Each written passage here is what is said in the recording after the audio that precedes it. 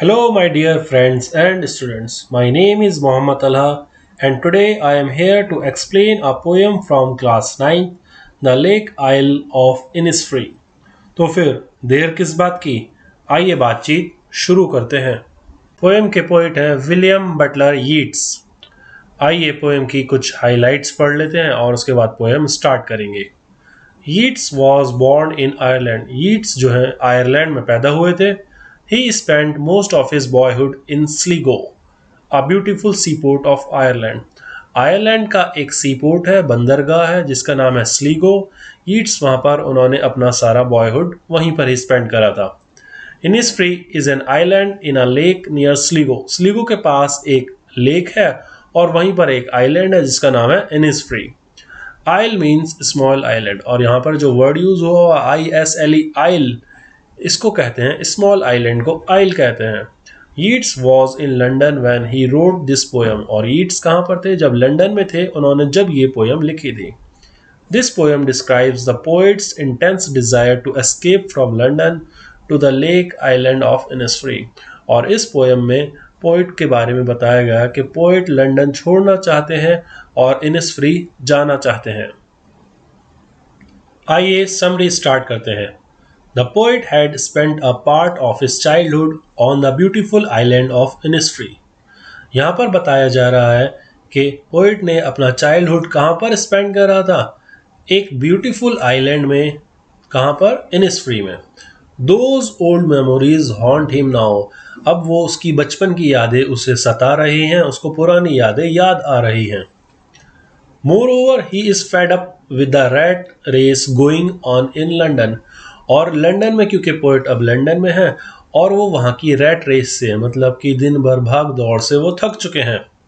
He wants to go back to Innisfree as soon as possible. Poet Innisfree वापस जाना चाहते हैं, जितनी जल्दी हो सके उतना जल्दी। The poet decides to leave London at once. Poet ने डिसाइड कर लिया है कि वो लंदन अब छोड़ देंगे। He says that he will get ready and set out Innisfree immediately. और उन्होंने ये फैसला करा है, ये चीज़ डिसाइड करी है कि वो लंदन को फ़ौरन छोड़ देंगे और इनिसफ्री के लिए फ़ौरन ही रवाना हो जाएंगे। He will build a small cabin in a secluded place. और वो इनिसफ्री जाकर एक कैबिन बनाएंगे। जो कैबिन कैसे, कहाँ पर बनाएंगे? सेक्लूडेड प्लेस में। सेक्लूडेड मीन्स का मतलब होता है far away and very quite. जो जगह बहुत दूर हो और बहुत शांति हो, वहाँ पर उसको सेक्लूडेड कहा जाता है। तो वो कैबिन कहाँ पर बनाएंगे? सेक्लूडेड प्लेस में। It will be a simple cabin made of clay and wattles. और ये जो कैबिन होगा ये किसका बना हुआ होगा? ये मिट्टी का बना हुआ होगा और वेटल्स का बना हुआ होगा। वेटल्स किसको कहा गया है? Wooden sticks used for fencing. Fencing करने के लिए जो वुडन स्टिक्स यूज होती हैं, लकड़ी की स्टिक्स यूज होती हैं, उसको वेटल्स कहा गया है।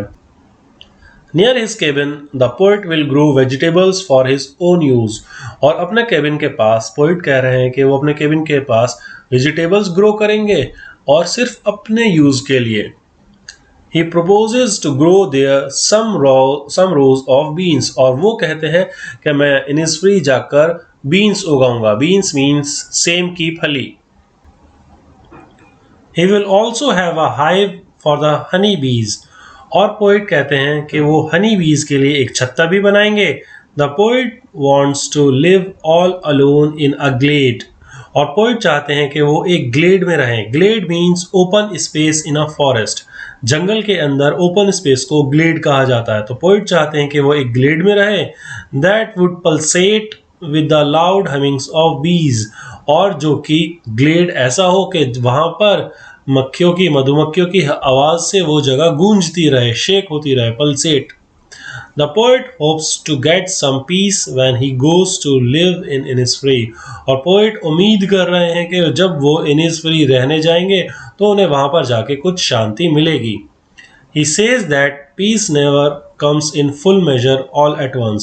और वो कहते हैं कि जो शांति है, जो पीस है, सुकून जो है, वो एक साथ इकट्ठा नहीं आता है।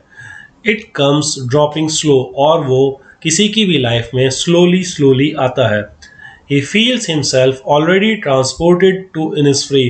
और वो अब अपने आप को महसूस कर रहे हैं, फील कर रहे हैं कि वो Innisfree जा चुके हैं. The poet hopes to get some peace when he is able to hear the cricket song in the dim twilight of the morning. Poet उम्मीद कर रहे हैं कि जब ट्वाइलाइट हो रही होगी तो वो सुनेंगे, क्या सुनेंगे? क्रिकेट सॉन्ग, क्रिकेट का सॉन्ग. ये क्रिकेट कौन सा है?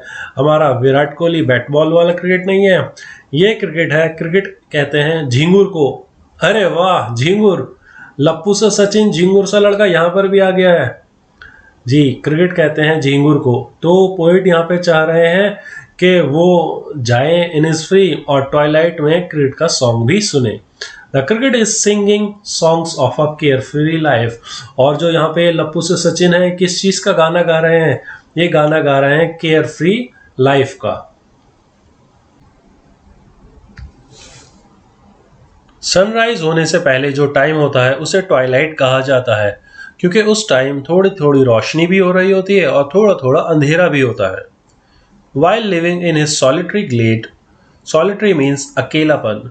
पोइट कहते हैं कि जब वो रह रहे होंगे अपने solitary glade में, अपने अकेलेपन में रह रहे होंगे. glade means open space in a forest. जब वो जंगल में अकेले रह रहे होंगे, he will enjoy the glimmer of stars at midnight. वो glimmer को enjoy करेंगे. glimmer means dim light. stars की dim light को वो enjoy करेंगे. The purple glow of the sun passing through the sieve of forest trees will provide some charm to the poet's weary soul.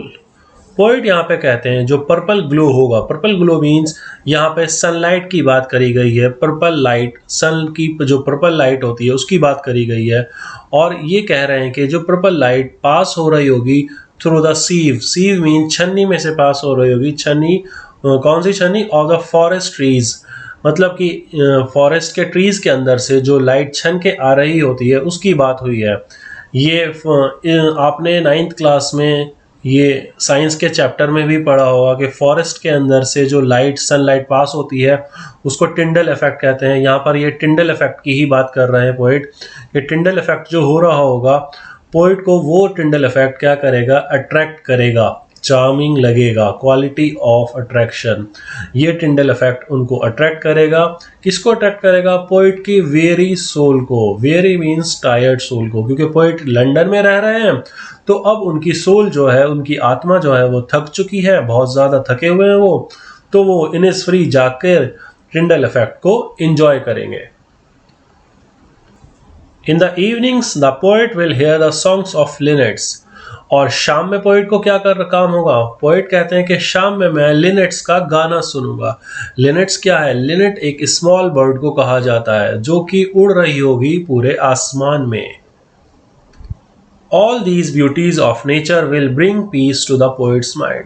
और nature की ये सारी खूबसूरती जो होगी, नेचर की जो खूबसूरती होगी, वो पोइट के माइंड में बहुत ज़्यादा शांति, बहुत ज़्यादा पीस प्रोवाइड करेगी. So the poet has made up his mind to get ready and leave for Innisfree immediately.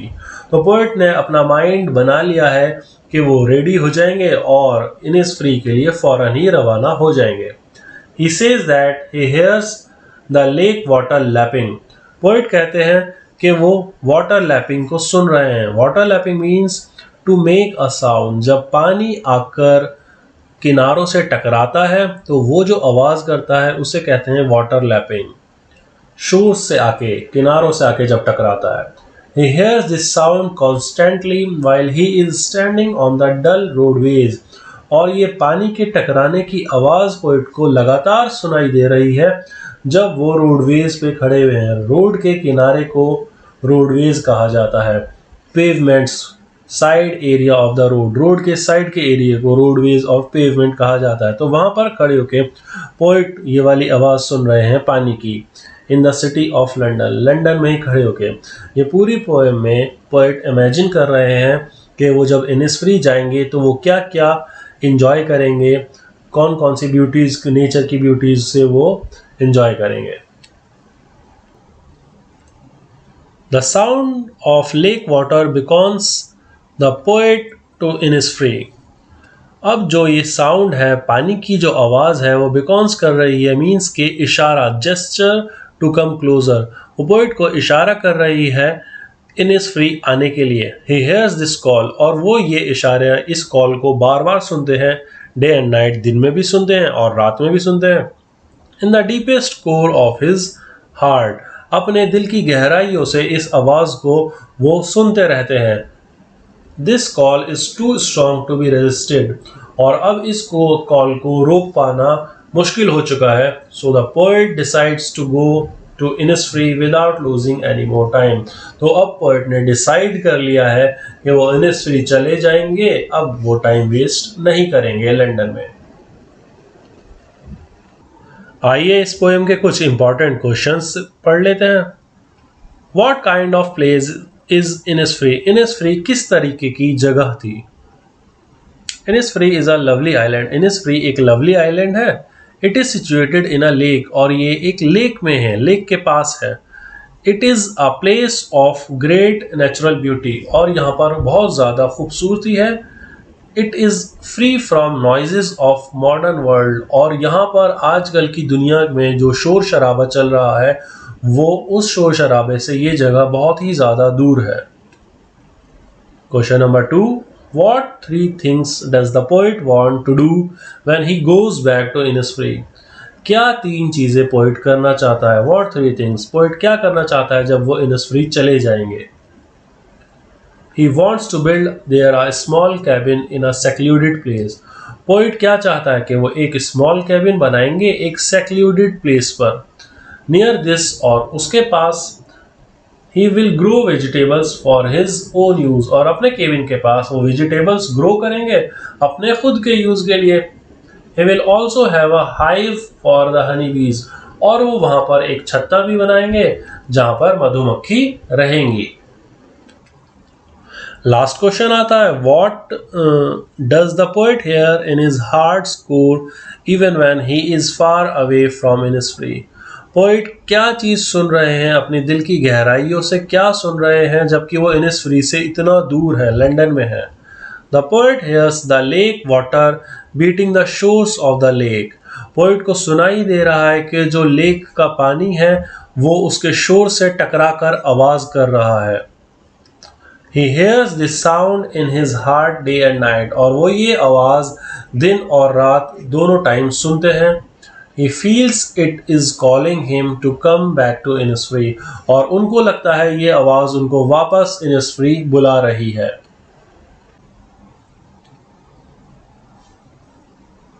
और यहाँ पर हमारी पोएम कंप्लीट हो जाती है। इसी तरह कॉम्प्लेक्स टॉपिक्स को, कॉम्प्लेक्स पोएम्स को शॉर्ट वीडियो में इजीली समझने के लिए आप हमारे चैनल को सब्सक्राइब भी कर सकते हैं। और अगर आपको मेरी टीचिंग पसंद आई हो तो मेरी वीडियो को लाइक ज़रूर करें, शेयर ज़रूर करें, और जो भी सजेशंस हो, जो भी आपको डाउट्स आते हैं वो कमेंट में दिल खोल कर बताएं।